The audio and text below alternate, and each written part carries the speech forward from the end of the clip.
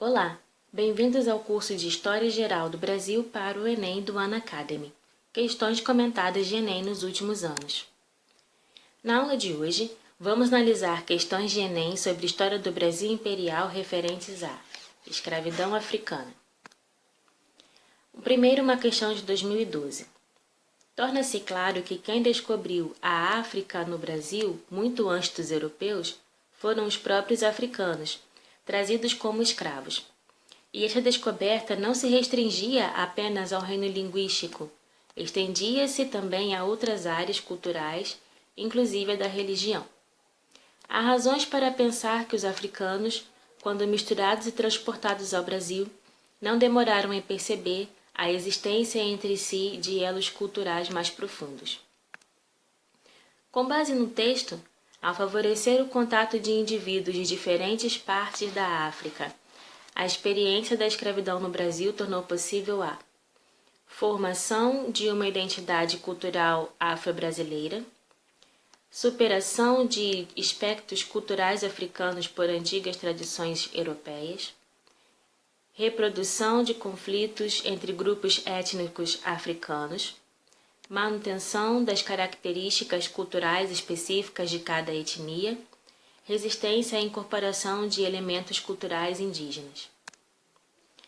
Para entender essa questão, precisamos lembrar que muitos viajantes estrangeiros viam no Brasil muita da cultura africana. E por que isso aconteceu? Porque escravizados de várias nações africanas chegaram ao Brasil.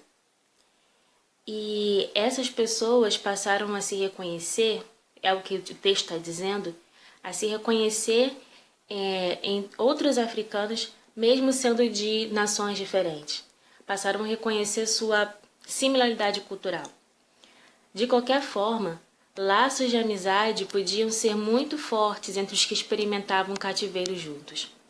Portanto, a resposta certa é letra A formação de uma identidade cultural afro-brasileira.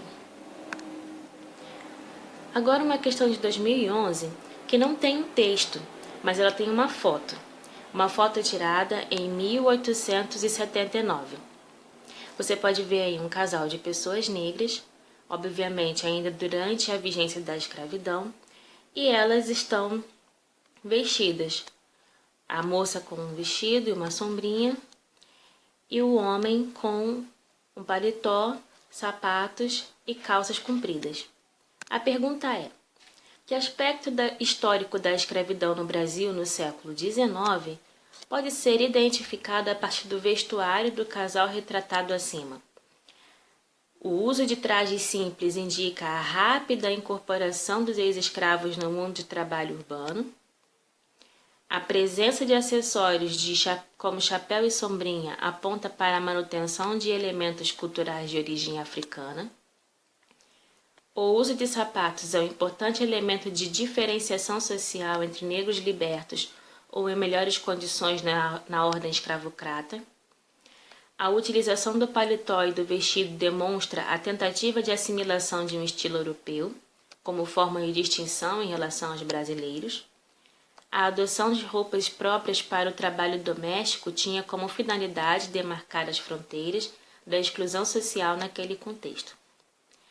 Para entender a resposta a essa pergunta, é preciso ter em conta que era costume no Brasil escravocrata e também em outros lugares onde houveram sociedades escravocratas, que a diferenciação entre pessoas livres e pessoas escravizadas fosse o uso de sapato. Por quê? Porque dependendo da sua situação, se você fosse um escravo, você poderia ter um vestuário até melhor do que alguma pessoa livre. No entanto, os escravos eram proibidos de usar sapatos.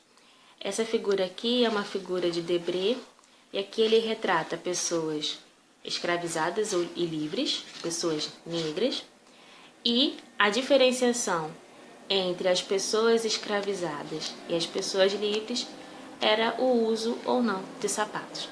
Portanto, com relação a esse casal da figura, a resposta da pergunta é letra C. O uso de sapatos é um importante elemento de diferenciação social entre negros libertos ou em melhores condições na ordem escravocrata. Agora uma questão de 2014, que também não tem um texto grande, tem uma caricatura de 1870. Esse texto diz, essa caricatura diz assim: de volta do Paraguai. Cheio de glória, coberto de louros, depois de ter derramado seu sangue em defesa da pátria e libertado um povo da escravidão, o voluntário volta ao seu país natal para ver sua mãe amarrada a um tronco horrível de realidade. Percebe-se que esse voluntário retratado é negro. E percebe-se também que está falando aqui da Guerra do Paraguai. E aí ele observa aterrorizado a mãe num tronco, recebendo um castigo que era dado a pessoas escravizadas quando o senhor resolvia que aquela pessoa não tinha se comportado bem, por exemplo. A questão segue. Na charge, identifica-se uma contradição no retorno de parte dos voluntários da pátria que lutaram na Guerra do Paraguai, 1864 a 1870, evidenciada na negação da cidadania aos familiares cativos, concessão de alforrias aos militares escravos, perseguição dos escravistas aos soldados negros, punição dos feitores aos recrutados compulsoriamente, suspensão das indenizações aos proprietários prejudicados. Para entender a resposta a essa pergunta, além dos elementos gráficos que nós já vimos e do próprio texto que acompanha a charge, a gente precisa lembrar que os escravizados que foram recrutados para a guerra no Paraguai receberiam a liberdade, se voltassem vivos para casa, é claro. Mas, ao mesmo tempo, era irônico que o governo monárquico prometesse isso apenas aos que fossem lutar na Guerra do Paraguai, porque o governo monárquico comandava uma sociedade escravocrata e estava fazendo uma guerra que alegadamente traria liberdade ao povo paraguaio. Portanto, havia muita contradição nisso. Outra coisa também é que esses voluntários escravizados nem sempre eram voluntários de fato. Eram pessoas escravizadas que foram mandadas em lugar de pessoas brancas, filhos de senhores, muitas vezes. Então, era meio que uma forma dele comprar a sua liberdade, era essa. E outra coisa também é que era prometido a eles apenas a liberdade. Eles não receberiam mais nenhum tipo de concessão ou de direito de cidadão nessa sociedade hierarquizada e escravocrata. E muito menos a sua família, como deixa bem clara a charge. Portanto, a resposta é negação da cidadania aos familiares dos cativos. Essa contradição que aconteceu na Guerra do Paraguai foi um dos elementos que apressaram o fim da escravidão africana no Brasil. Aí está a bibliografia, caso vocês queiram mais informações sobre os assuntos que abordamos hoje. Muito obrigada pela sua atenção. Se tiverem dúvidas, por favor, me sigam e deixem sua pergunta, e aí a gente vai bater um papo.